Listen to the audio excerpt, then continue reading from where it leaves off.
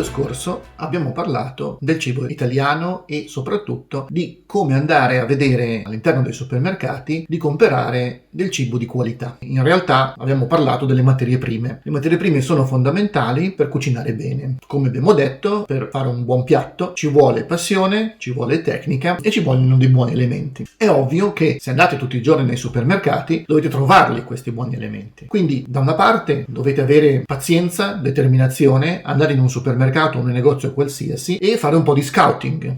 Dovete andare a vedere e andare a cercare dei prodotti buoni. Dall'altra dovete essere voi a fare in modo che quello che cercate sia esattamente quello che sapete che dovete utilizzare. È fondamentale rendersi conto di quello che volete comprare. Uno dei problemi che di solito c'è e che noi abbiamo tutti come consumatori, sia in Italia che all'estero, ma soprattutto all'estero, è quello delle etichette. Allora, l'etichetta è un qualcosa di obbligatorio che deve essere apposto su ogni prodotto che trova nei supermercati o nei negozi, soprattutto per quanto riguarda il cibo, e dà la descrizione di quello che il prodotto contiene. Ora, esiste una normativa europea che è abbastanza stretta dal punto di vista delle informazioni che devono essere sulle etichette, ma esistono dei paesi come l'Italia, la Spagna e la Grecia per esempio, e anche la Francia, che hanno delle regole ancora più strette per fare in modo che la trasparenza del contenuto delle etichette sia ancora più alta. All'interno dell'Unione Europea si è scatenata una battaglia addirittura dal punto di vista politico, perché ci sono paesi come l'Italia, la Francia, la Spagna appunto, che esportano tantissimo dei loro prodotti all'estero e anche all'interno dell'Unione Europea, che vorrebbero delle norme più restrittive perché vogliono difendere il Made in Italy, Made in France,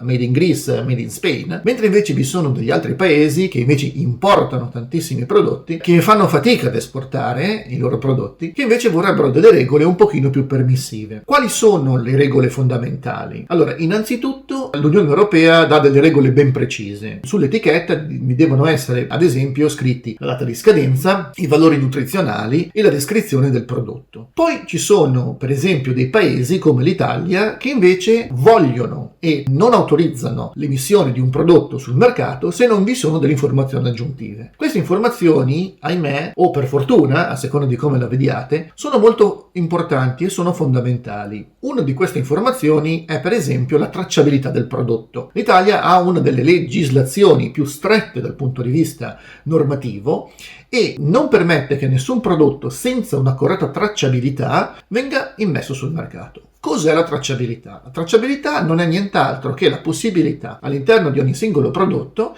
di andare a vedere quando è stato prodotto, come è stato prodotto e da che lotto è stato prodotto. Mi spiego in semplicità. Qui abbiamo per esempio dell'olio di oliva. La bottiglia proviene dall'Italia, è stata importata, io abito in Lituania in questo momento, e oltre alle varie informazioni che noi abbiamo, cioè quindi i valori nutrizionali, cosa c'è dentro l'olio extravergine oliva, eccetera, eccetera, eccetera, ci sono dei codici. Innanzitutto vi è scritto che c'è il tappo antirabocco, ossia che c'è un tappo particolare che è questo, che non permette di travasare dell'altro olio una volta che la bottiglia è chiusa, quindi non permette di falsificare l'olio o di mischiarlo con qualche altro olio. La seconda cosa è che vi è l'indicazione della campagna, cioè di quando questo olio è stato preso dalle olive, cioè in che mese e in che anno, e vi è un codice identificativo che permette di risalire al lotto, cioè addirittura al cesto o al quintale di olive che si è utilizzato per produrre questa bottiglia d'olio.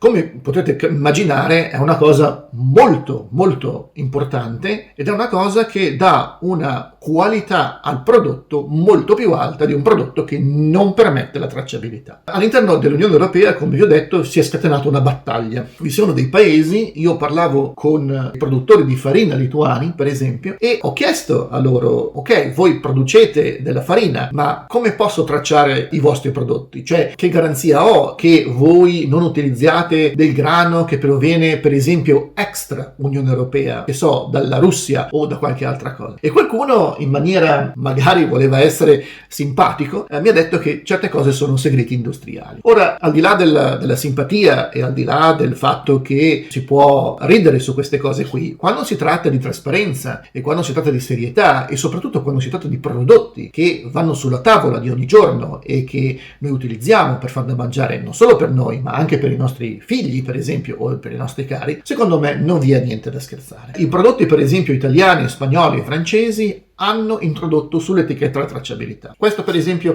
è il caffè della Moka Sears, che è uno dei caffè che noi come Solo Gusto importiamo, e anche qui vi è la tracciabilità del lotto, cioè io posso risalire esattamente quando questo caffè non solo è stato prodotto e confezionato, ma da che lotto di caffè viene, da quando è stato comprato questo lotto e quando è stato messo nella tostatrice, come è stato messo nella tostatrice, che risultati l'analisi batteriologica e chimica hanno dato e che bollino verde è stato dato, se è stato dato un bollino verde di primo livello, di secondo livello, oppure addirittura è stato scartato il lotto. Ovviamente se fosse stato scartato non sarebbe stato in mio possesso la lattina. Quindi quando andate al supermercato, mi raccomando, voi dovete assolutamente impossessarvi del prodotto, ma impossessarvi del prodotto significa essere in grado di leggere l'etichetta. È chiaro ed è assolutamente normale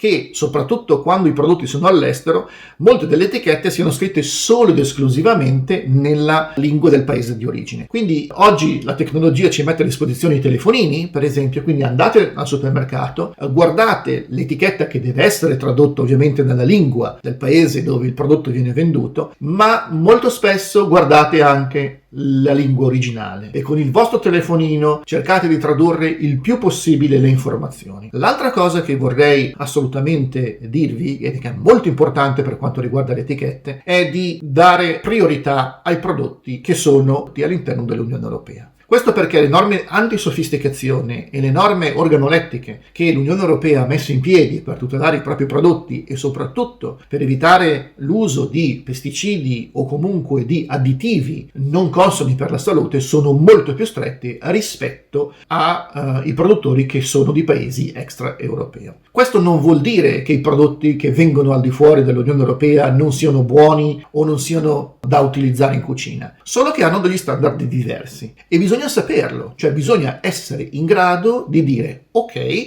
io utilizzo un prodotto che viene dall'estremo Far East piuttosto che dagli Stati Uniti, perché anche gli Stati Uniti hanno delle regole completamente diverse, la loro Food and Drug Administration ammette dei valori dal punto di vista dei glifosfati, dal punto di vista di un sacco di additivi che in Europa non sono consentiti e quindi bisogna essere in grado di sapere cosa si mette sulla tavola. Questo è quanto. Dal prossimo video ovviamente noi andremo ad analizzare prodotto per prodotto, quindi olio di oliva, caffè, pasta, pomodoro, eccetera eccetera eccetera, le etichette di ciascuno e perché quel prodotto è diverso da tutti gli altri e quali sono le caratteristiche di ogni prodotto. Ricordatevi di fare subscribe al mio canale e stay tuned per il prossimo video. Ciao!